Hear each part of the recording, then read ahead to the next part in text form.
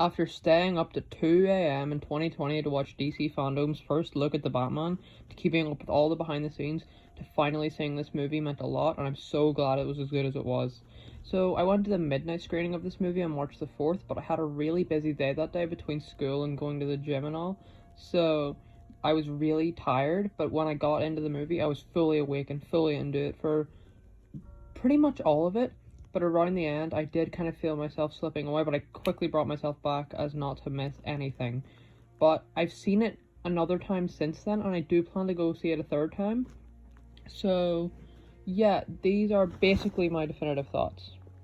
But I am reading this based on my initial thoughts from that night, but I'm going to tweak things as I record it, so if it's not really, like, that clean of a review, I'm sorry about that.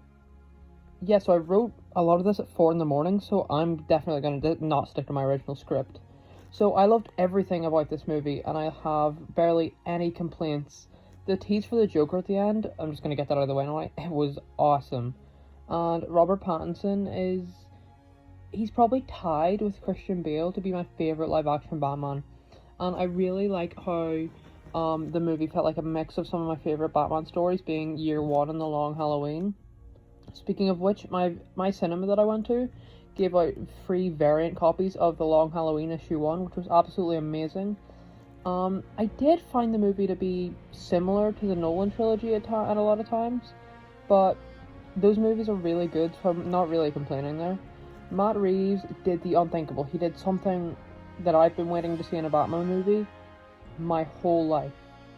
He made Batman the world's greatest detective, an actual detective for most of the movie, which was amazingly done.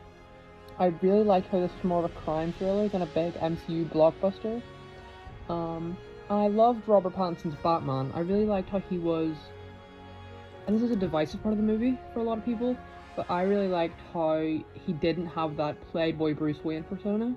I liked how he was still the sad, depressed recluse who you see him and he's just awkward. That's who he is, and it doesn't change with the masks in or out.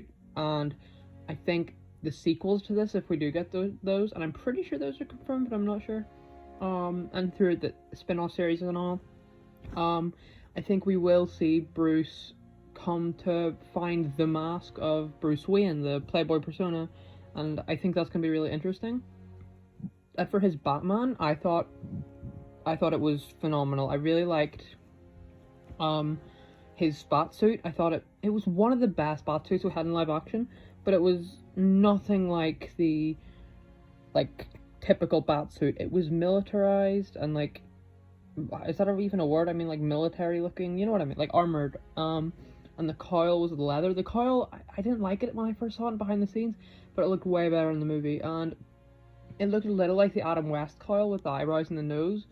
But I thought that kind of lended to it because this is a Batman early in his career, and I realized that he made mistakes. He wasn't perfect at everything, and that really drove home that this is a year 2 Batman story. He doesn't really know what he's doing.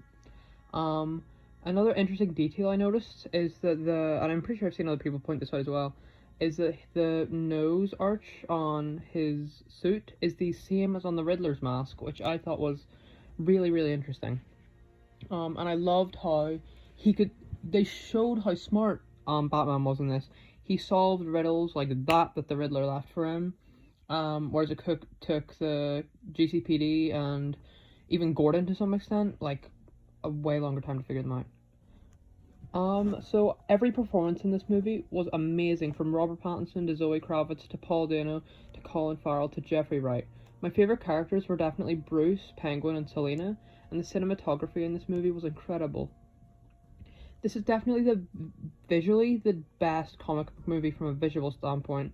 And I love the music by Michael Giacchino. And so Nirvana is actually one of my favorite bands. I love their music.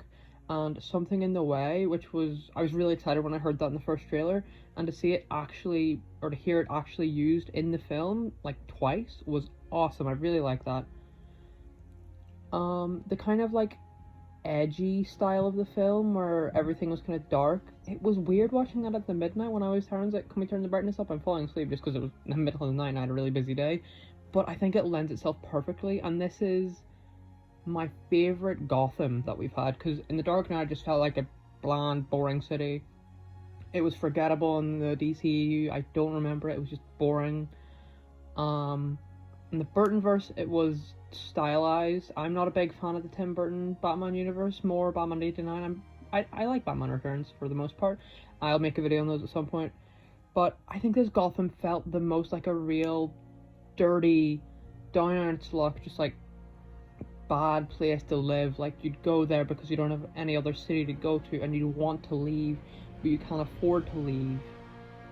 And when you turn on the Gotham news, it's just sad, and you don't want to watch anymore. That's what this city felt like, and I loved every second we had in the Gotham City streets. So yeah, the relationships between Batman and Catwoman was interesting. On my first viewing, I kind of thought, well, that just felt tacked on, just like kind of forced, just kind of like what, because like it just felt like it came out of nowhere. But on my second viewing, I kind of saw more that throughout their encounters, Bruce did have that affection towards Selina, and he wanted to show it, but he couldn't because he doesn't know how to love someone, because he never really got a proper chance to. And that was really good. I really liked that, and I'm interested to see. And now I know Selina did leave to go to Bloodhaven at the end of the movie, which could be a reference to Nightwing. Although if we ever do get Robins in this story or universe, I don't know how they would do. I would be interested to see if maybe in like the fourth movie, if they do one of those, Robin, maybe a Dick Grayson. I think that could work really well. And I really would want to see Red Hood in this kind of universe. I think he would fit really well. But we would need to see Dick Grayson, which would lead to Nightwing, which would lead to Jason Todd, which would lead to Red Hood. So, yeah. Some villains I would like to see in the sequel. But, sorry, I'm off track. But on the second viewing, I thought of Bruce and Selina's relationship as, kind of like, it felt like they both wanted it, but neither of them could do it. And I'm really interested to see what they do with kind of that aspect of Bruce's character in a new movie. And I just realized they basically said the same thing twice. But yeah, overall, The Batman is the best Batman movie to come out in a really long time. Best since The Dark Knight. And it's one of the best Batman stories ever put on screen, and maybe even ever. Just the best Batman stories ever. It's up there. And I'm really excited to see where Matt Reeves and co take this series in a potential sequel. So those are my thoughts on The Batman. I really love this movie. I've seen it twice now, and I'm gonna go see it again. And I've been reading loads of Batman in anticipation of this. My next read should be the New 52 Court of Owls, which I picked up a few weeks ago, and I'm really excited to get started. But I've also been watching a lot of the animated movies, like Under the Red Hood and Year One, which are all really good. I also did read the Year One comic, so yeah, I would recommend watching the animated movies and reading some of the comics if you enjoyed the movie. I think I heard that they're doing like a comic box set, and I really like that, like the tie into the movie, because it's showing appreciation for the source material, which a lot of comic book movies these days don't do, which is disappointing, but I like that they're starting to do that. And so if you're interested in reading, I think it includes Year One, Long Halloween, and Hush. No, it's Ego. But if you're interested in more kind of this kind of Batman, do pick up that and do read those stories. You'll not regret it. But Long Halloween and Year One have been adapted into movies. I don't know about Ego. I'm not sure. But yeah.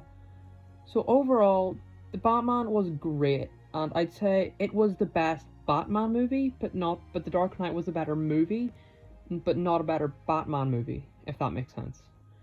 But yeah, I'm probably gonna give this right now I would say a 10 out of 10, but I think on rewatch it might fall to a 9 out of 10. But yeah, so thank you for watching, and I will see you later. Goodbye. Oh yeah, this is me after editing, or while editing. I forgot to say a few things, so I'm saying them now. Sorry for this being so, like, unprofessional. I just forgot. I really liked the Riddler in this movie. 10 times better than the Riddler in Batman Forever, although that wasn't a high bar. He did feel like kind of goofy at sometimes, even though you were supposed to take him seriously. Like in the bits where he just just starts screaming into the phone. It was pretty weird.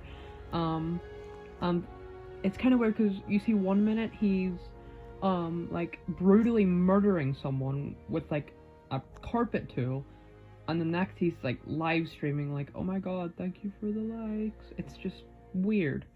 I also forgot to mention Colin Farrell's Penguin was amazing. The makeup, I couldn't tell it was Colin Farrell half the time. It was really good. I was like, is that Colin Farrell? Did they recast him? No, what?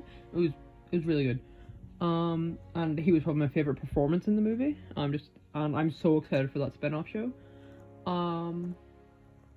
And yeah, also I was going to say that I really loved the end where Batman takes on the Riddler thug, and he quotes the line to him, "I'm vengeance," which Batman has been called and calling himself the whole movie, which makes Bruce realize he needs to be a symbol of hope and not fear, and that's peak Batman right there. Yeah, that ending where it was kind of the big flood of Gotham was pretty high stakes, and I wasn't really expecting it to go that high stakes, but it handled pretty well. And I'm interested to see if they take a No Man's Land direction, and I think that's what they could do with the GCPD series or the Penguin series or one of those series. Or didn't they make an Arkham series or something? I don't know. But one of the spin-off shows could focus on the No Man's Land kind of side of it, where it's the criminal rise to power, and then the Batman 2 could maybe focus on him taking them down. And hopefully, my pitch is, in the GCPD series, it chronicles the Court of Owl's rise to power in this time. Batman 2 is him taking them down. I think that would be awesome. But yeah, I've rambled on for long enough. I will see you later. Goodbye.